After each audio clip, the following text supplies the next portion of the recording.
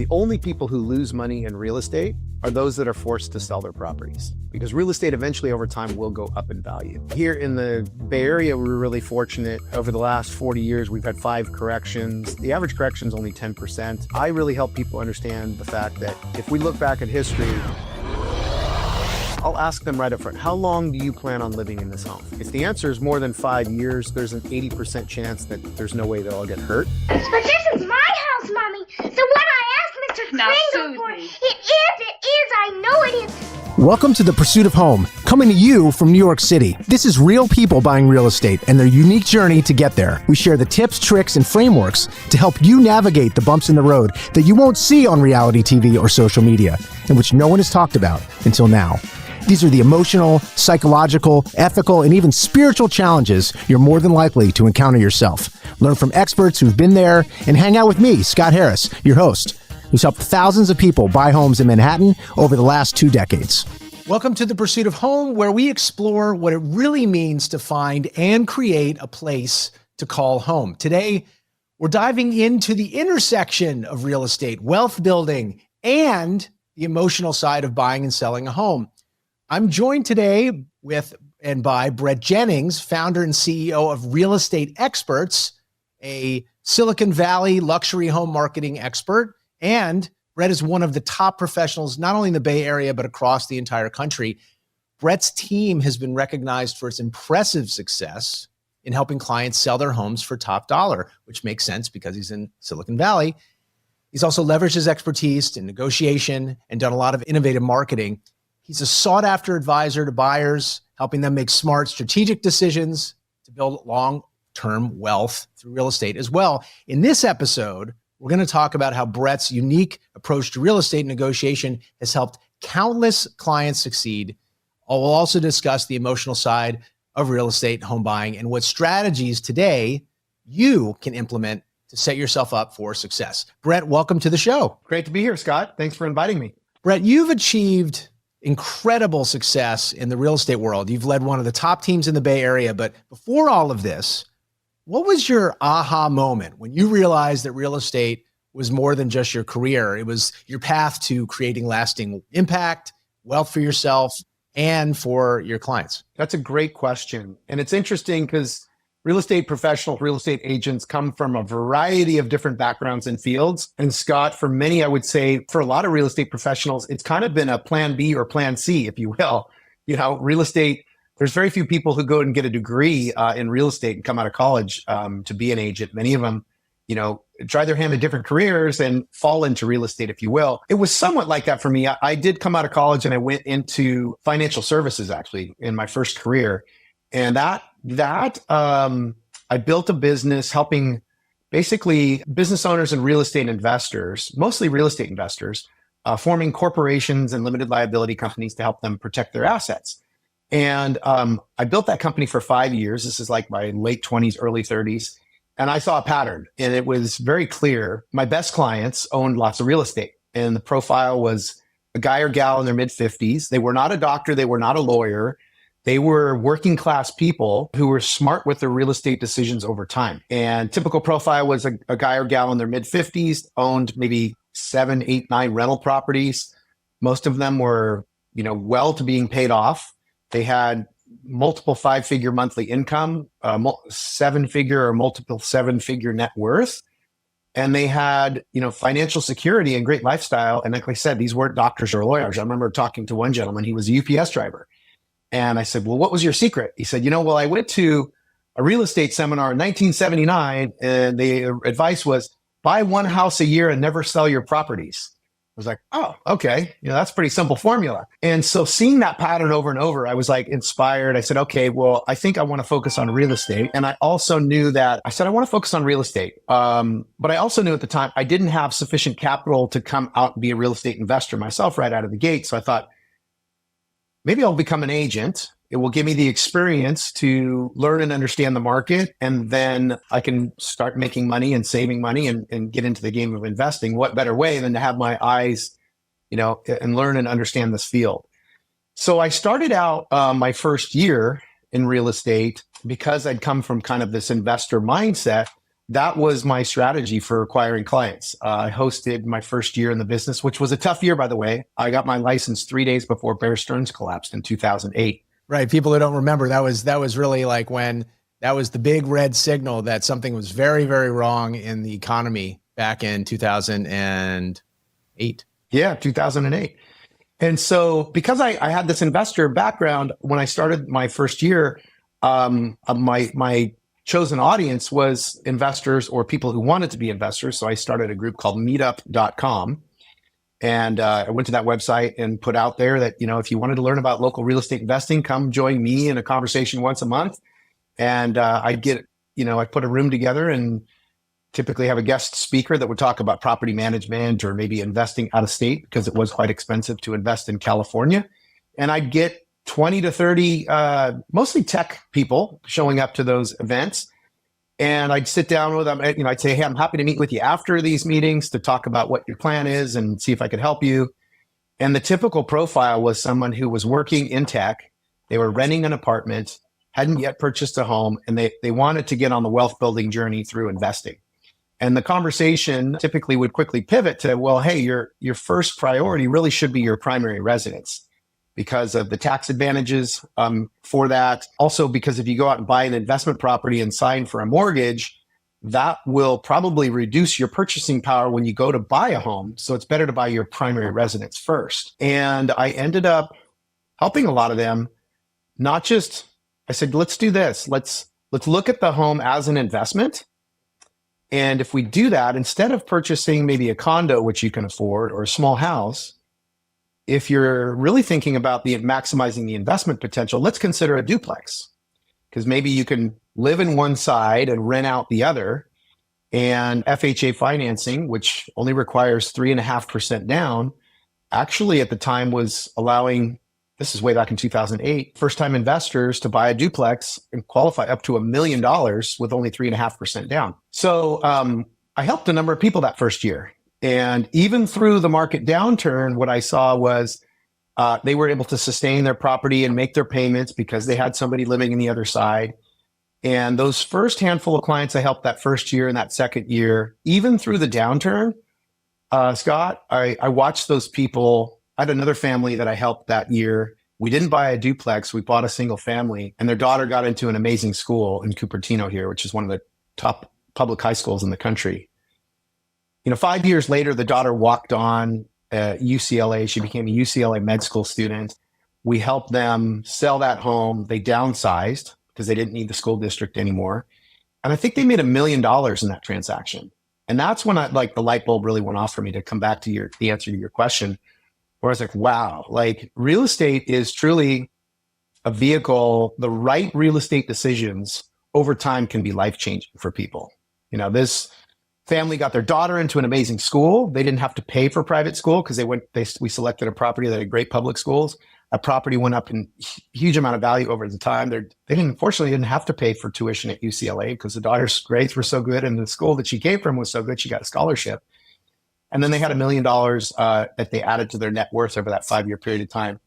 And those kind of scenarios are what's most exciting, really, about really helping guide people to those kinds of decisions, because it can change, the trajectory of their life and even their family legacy, if you will, just by getting people into the right environment. That's the thing. People listening here, there's this very rational approach, and then it all gets distracted. People get distracted by excitement or disappointment or fear. So, the follow-up question I have for you, Brett, is how do you help buyers manage all of these emotional highs and lows, still able to make rational decisions that are going to serve their financial and lifestyle goals? Because, sometimes it really is, it's very easy to talk about it right now, but then, it's kind of like the Mike Tyson quote, everybody has a plan until they get punched in the face. And so you have to plan for that. So how do you manage people's highs and lows? One is understanding that, the only people who lose money in real estate are those that are forced to sell their properties, because real estate eventually over time will go up in value. Here in the Bay Area, we're really fortunate. Over the last 40 years, we've had 5 corrections. The average correction is only 10%. I really help people understand the fact that if we look back at history, I'll ask them right up front, how long do you plan on living in this home? If the answer is more than 5 years, there's an 80% chance that there's no way they'll get hurt. And if the answer is 7 to 10 years, then there's like a 99% chance that they're not going to get hurt. Because I have an agent who works on my team, Brad Garofalo, bought, I think it was September 2008, right before the crash. He bought a home in the Willow Glen area of San Jose for $832,000. And I tested our theory with looking at his scenario, because he bought in 2008. And I've always said that Bay Area real estate goes up 50% every 5 years and 100% every 10, in spite of the ups and downs of the market. And when we looked at his house, he paid $832,000 in 2008. 2012, it had gone down to 520. It lost like almost 40% of his value. And, he was crying in his milk at the time, but he stuck it out and he hung in there, and he still lives in the house today. But we looked at the 10-year mark in 2018, that property was worth exactly $1.64 million, exactly 100% appreciation, even through the 2008 crash. So it really is, a long-term play. So I'll remind clients of that. And then the second thing that they have to think about is when they do get in the game, if you are in a competitive market, sometimes it is a little unnerving when they have to enter a multiple offer situation and that price is going up 10,000, 20,000, 50,000. I'll remind them that, how long do you plan on being in this property? Because, to pay a premium of 30 or 40, $50,000 to get into the market is you're not overpaying for that property. In the Bay Area, we can see when we do have these price surges in these multiple offer scenarios or situations, prices can go up 2 to 3% per month for, if we're entering a hot market. So that in premium they got to pay to get in the market gets washed out in 2 or 3 months. And we share and show people that. But ultimately, we live in the Garden of Eden of real estate in Northern California. And we're super fortunate to live here and, help people invest here. And that I think is just being able to remind them that over time, time heals all wounds, but also time is completely on your side with real estate. So by showing people the data and helping remind them of that, I think takes away some of the fear. Also looking at, besides the economics, why are they making this decision? What's most important to them about the decision they're about to make from an emotional perspective. And if the emotions line up and the reason why they're buying lines up with the economics of it, usually, provides a scenario where they can see the path forward. But a lot of times, a good real estate agent or real estate professional is there to protect the client from themselves, because usually the irrational decision isn't making the leap to spend the extra $20,000 or $30,000 to get into the game. It's wanting to not make that offer when prices are going up. That's the irrational decision that the home buyer wants to make. And we really have to kind of remind them, hold their hand and say, you're going to be okay. I just want to zoom in for 1 second. That is a point that no one has yet made on the podcast. That sometimes, I just want to make sure people heard it, that sometimes the irrational decision is not to pay too much, but to jump out. So holding space for buyers so that they can maybe calm down enough to see that they're making an irrational decision to run away, so to speak. That is an expert move. So thanks for sharing that, Brett. I want to jump into Zillow. You have this team, you're an expert, you're among the top 1% of the 1%. You're right in the very elite. Your company is among the very elite of real estate agents out there.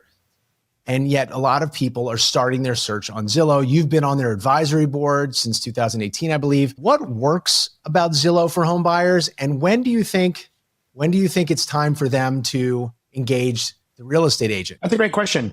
Yeah, really what Zillow did well was they provided, they came out when I first started in 2008, I think they started in 2007. And their first, real wave of innovation was they were providing the home value estimates, the Zestimate. And then they started providing, access. People could just go and search for properties that were for sale on Zillow.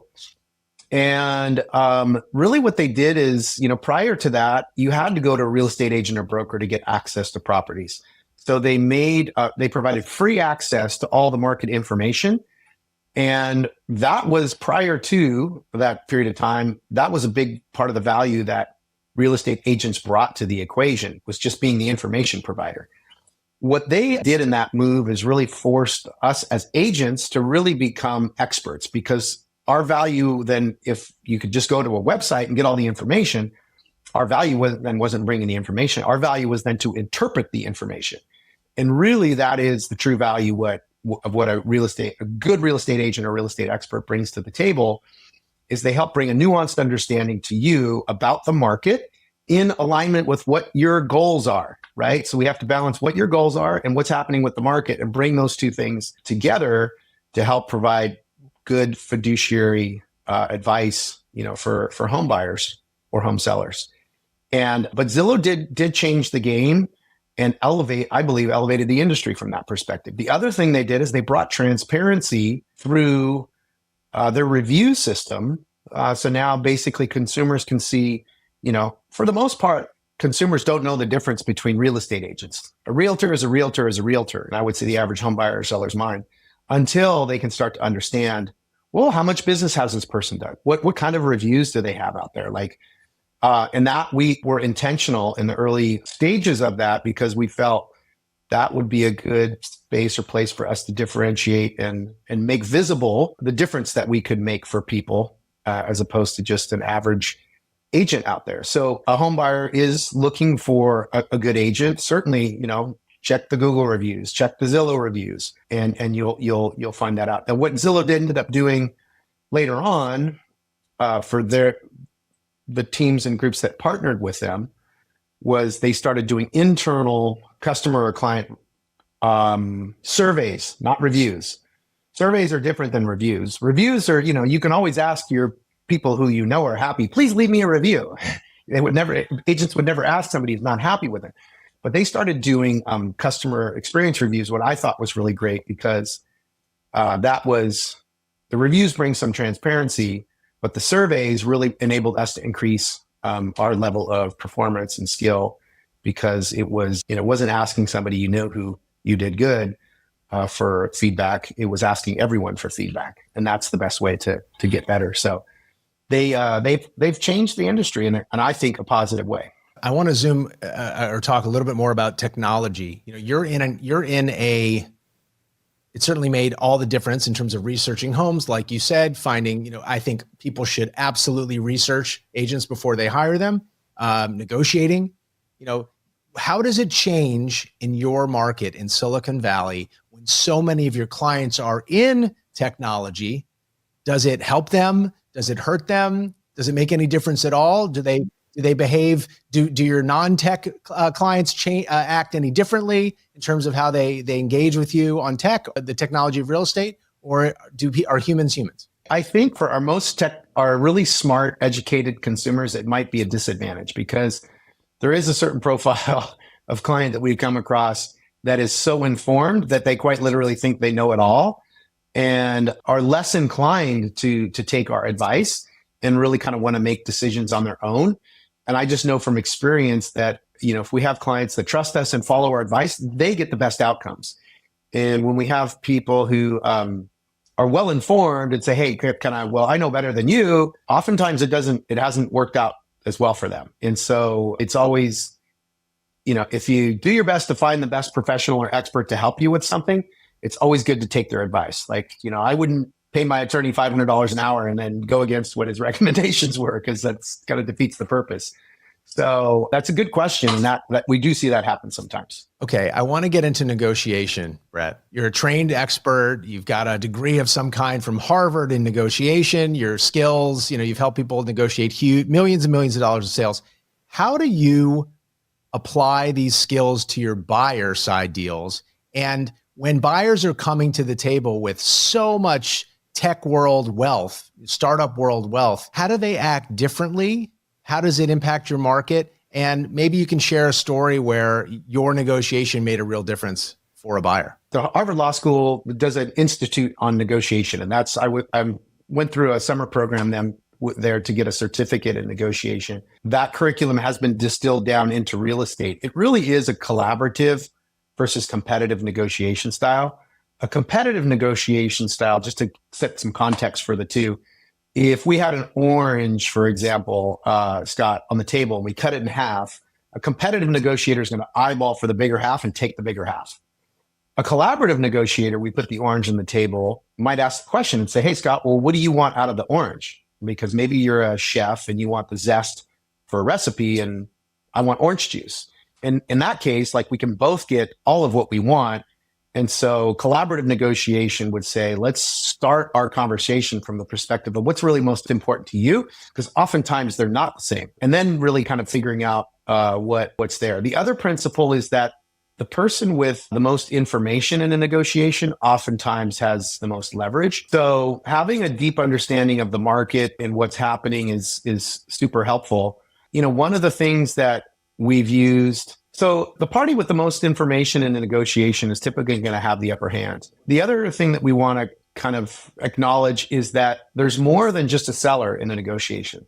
There's the seller's agent. And in our competitive multiple offer environment, it's appealing to not just the seller with raw numbers, that's what we call quantitative data, but there's also qualitative and an emotional component to the transaction as well. To give you an example of, you know, how we have helped our clients succeed in multiple offer situations is one, leveraging the agent relationships. One particular strategy we've employed is by submitting an offer. Two things. One is if we can appeal to the emotions of the seller, that typically can work in our favor. So we typically, even though this has been frowned upon at times, we still submit an offer, a letter with our offer to the seller's agent, telling a little bit of background about the family who's purchasing the home, why they love the home, and, you know, why it would be a great fit. In addition, typically what I sometimes do is I'll shoot a video and I am addressing the seller in the video, because in the old days, we used to actually present offers. You would do an offer presentation, and you, as the buyer's agent, would meet with the seller and the seller's agent and actually present that offer and tell the story first person directly to the seller. That typically isn't done anymore, but we can actually kind of emulate that process by recording a video. And in that video, I will talk up the listing agent. For example, if you were the listing agent and I was recording a video, I would say, dear Mr. and Mrs. Seller, I just first off want to say you obviously did the right thing by selecting Scott as your agent, because Scott has been phenomenal throughout this whole process. He's been, you know, exemplary in how he's shown up and provided the information and negotiated with me. And so first off, I just want to acknowledge, you know, you did a great job in selecting Scott. And I just wanted to personally take the time to tell you a little bit about our buyer and what they really appreciate about your home. And so making an emotional appeal to you as the agent and to them as the seller. So what I know for sure is if I've talked that agent up in that video, they are for sure going to play that video for your seller. Isn't that interesting? Yeah, that has given me the opportunity and the leg up to make that direct person-to-person connection with the seller. And that is something that has given us kind of first right of refusal. The other thing that we can sometimes do is that about 1/3 of the offers in the market are all cash. And typically a cash offer for a home that's been on the market for a while, the data suggests that you can purchase that property for 1% to 3% below what the asking price is if it's been on the market a while.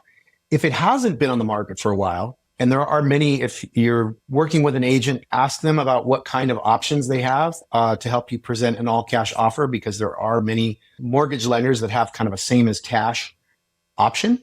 But we will present a cash offer option for our offer when we present it. And what we have found is that can often be a difference maker, because if we can present a cash offer that closes in 14 days, and most of our competition is at 30 days on the close of escrow, we have had it happen where we were 26 offers, we were 6th in line with price, but we got the call back from the listing agent saying, hey, you know, our clients really like your offer. You weren't the highest, but they like your terms, all cash and a quick close.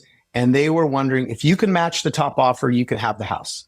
And so by being strategic and really giving the sellers options and also creating those emotional appeals is really are some nuanced things that you or your agent can do to kind of get yourself that first right of refusal or first position, which is super important in a competitive market. So those are just a few things in negotiation that we focus on.